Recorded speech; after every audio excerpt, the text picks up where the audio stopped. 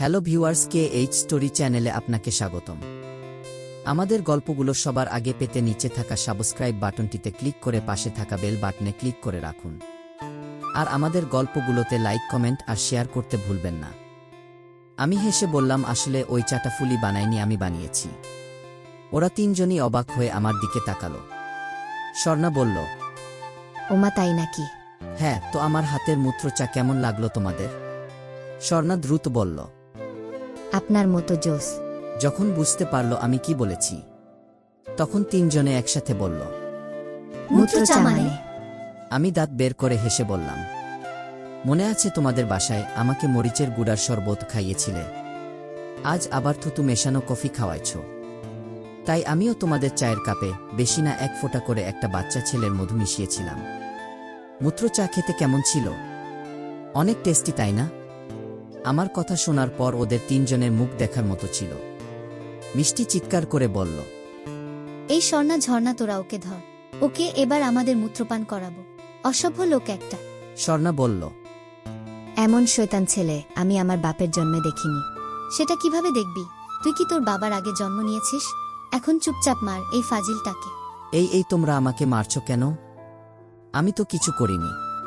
মিষ্টি বলল, আমাদের আজেবাজে জিনিস খাওয়ায়, এখন বলতেছে আমি কিছুই করিনি। অসভ্য লোক একটা। আরে আমাকে মারছ কেন? চায়ে তো কিছু মেশানো ছিল না।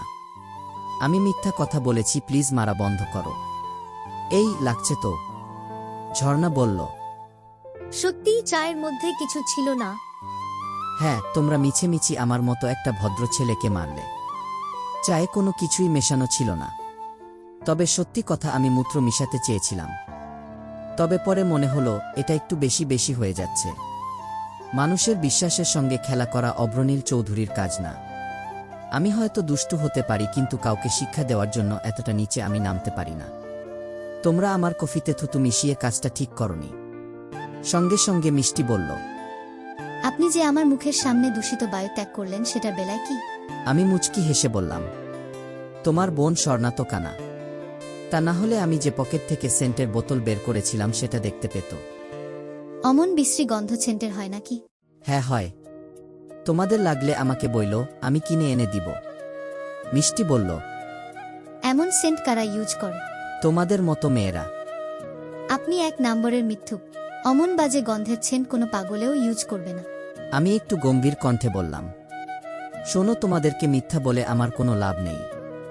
তোমাদের বিশ্বাস করার হলে করো, না হলে গ্লাসের জলে ডুবে মরো। আমি যদি পাদ মারতাম তাহলে পাদের শব্দে এই বাড়ি কেঁপে উঠত। আমার চাচাতো ভাই জাহিদ বলে পাদ 2 প্রকার।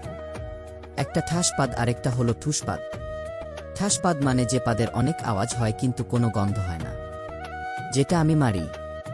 আর ঠুস পাদ হলো আওয়াজ কম কিন্তু গন্ধ বেশি। মিষ্টি বলল, ছি, আপনি চুপ থাকেন তো।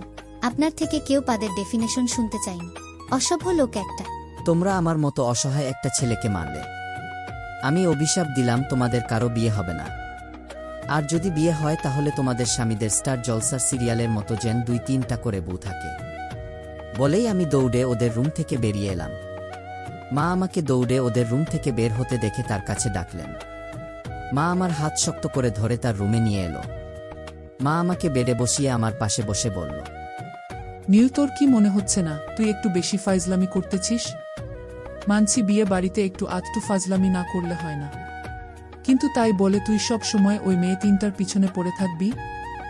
এটা তো ঠিক না। তুই হুটহাট 3টা মেয়ের রুমে ঢুকে পড়িস, এটা কেমন কথা? তোর বাসা দেখে তুই যখন ইচ্ছা তখন ঢুকতে পারিস না ওদের রুমে? আর ওদের তো একটা প্রাইভেসি আছে, তাই না? অসভ্যের মতো তুই যখন ইচ্ছা তখন ওদের রুমে ঢুকতে পারিস না? এসব শিক্ষা তো আমি তোকে দেইনি। সরি মা। শোন, এখনো সময় আছে, ভালো হ। মেয়েদের পেছনে ঘুরঘুর করা ছেড়ে দে। একটা কথা সবসময় মনে রাখবি, তুই যেমন হবি তোর জীবনসঙ্গিনীও ঠিক তেমনি হবে। একবার ভাব, তুই যে রকম তোর বউটাও যদি ওই রকম হয়, মানে একটা ছেলের সঙ্গে ঘুরে বেড়ায়, তখন তোর কেমন লাগবে? তাই এখনো সময় আছে, আল্লাহর কাছে মাফ চেয়ে ভালো হয়ে যা। আল্লাহ তোকে সুন্দর চেহারা দিয়েছে, তাই বলে যে একটা মেয়েকে আগে পিছে ঘুরাতে হবে এমনটা কিন্তু না। আমি কি মেয়েদের পিছনে ঘুরি নাকি মা? ওরা যদি আমার পিছনে ঘুরে তাহলে আমার কি দোষ? আমি কি ওদের আমার পিছনে ঘুরতে বলছি?